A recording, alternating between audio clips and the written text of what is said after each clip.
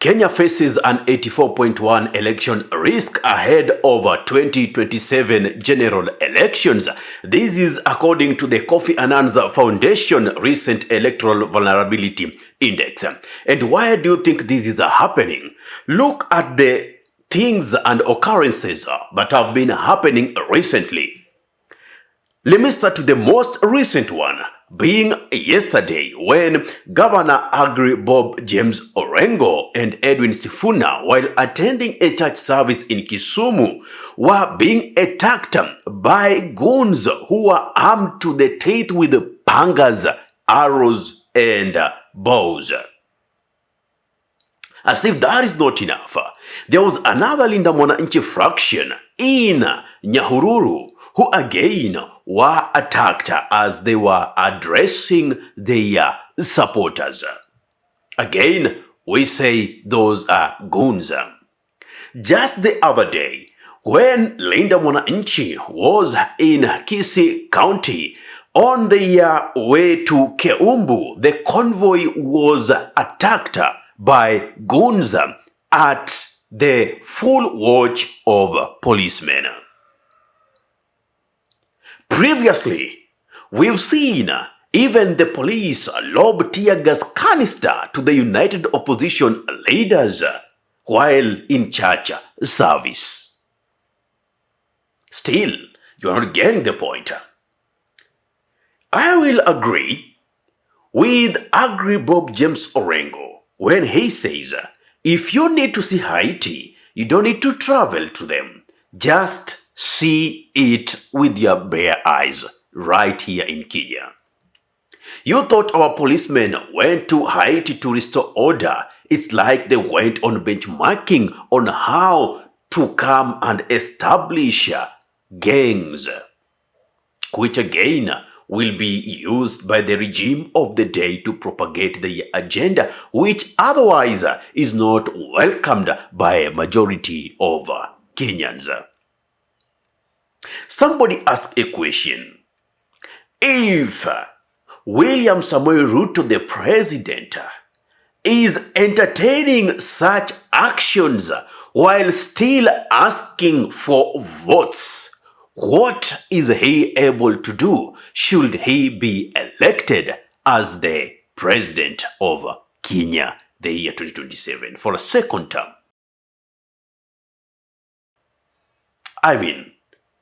I agree with PK Selassie while he tells the Olkaluo residents, these elections are not just for you, but for Kenyans.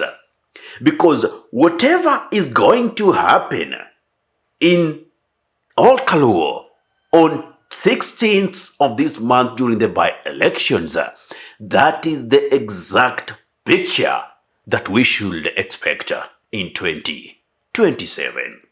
Kura ambayo inakuja hiyo siku ya tarehe 16 ni kura sio wa watu wa Olkalau, ni kura ambayo ya watu wa Kenya wote, ambayo inaenda kudemonstrate the spirit of unity, that ya kwamba kama tunaenda kuunite kama wa Kenya, tunaenda kuambia uongozi wa William Ruto uende nyumbani. And I know. You know, it's so disturbing that we keep on saying goons, goons, goons. Yet, do these goons own police gangs registered? Do these goons own tear gas? No, they don't. Now, up to date, tell me, those goons who have been arraigned to court and justice taken its course, and we hear that term, they are behind bars. Tell me, even for those in Keumbu, the arresting officers and the prosecutor didn't turn up in court saying the files do not exist, hence the accused could not take plea. Yet we saw them with our eyes on the videos and the clips that were circulating on social media. Where are we driving this country to? And maybe you would ask yourself why all this is happening. The response is very simple. You know, for elections to be postponed, there need to be a very tangible and relatable reason as to why that is happening. And the most enticing excuse would be violence. When violence is unleashed, a state of emergency is declared, hence giving William Samoei Ruto more time in office. And just like that, the violence shall never end as they continue squandering taxpayers' money. Electing Ruto into office was the gravest mistake ever done by Kenyans. But we won't blame Kenyans. I mean, if you had the things that this man were promising back then, the tears, going to church literally every day,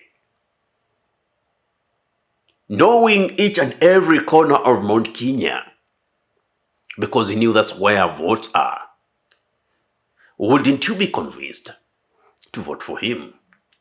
But right now, we already know the type of person we are dealing with. And by the way, whatever happened in Natembeya North was an eye-opener.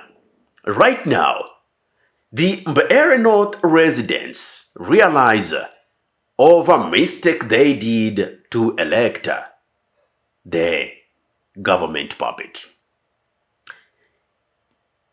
The transformers that were meant to boost the electricity connection within the region are now being taken to Olkaluwo for campaigns.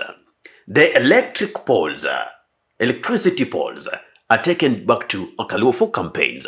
Now, they have been protesting, and even some people were killed because their hospitals lacked beddings, mattresses, and up to date, not even one was delivered. Unfortunately enough, we saw more mattresses written Government of Kenya, GOK, not meant for sale, being donated or used as bribery in Olkaluwo. What does that tell you? Your purpose has already been served. Now we are on to another thing. It is the same thing that happened in Malava. At least now we know that this government cannot honor any promise made. It's about their interest and their interest alone. So the question is, what next? You see, even self-defense is well enshrined in the Constitution. Even in the Penal Code, in killing someone, self-defense could be justice well served. Now, if the police cannot take up responsibility and make sure that they steer this country to order restoration, then it will demand that Kenyans decide to protect themselves, which whatever means well known to them, and let nobody blame them. What is your take? Give me your thought in the comment section. Ahmed Khalif is my name for the Unscripted Talks here in Dub Radio. If you love content of this nature and you're watching from my YouTube channel, kindly subscribe and press the notification button so anytime that we are live or we upload content of this nature, you'll be the very first person to be notified. Assalamu alaikum wa rahmatullahi wabarakatuhu. Kwa timba kali za Afrika, DAB Radio ndio mpango mzima.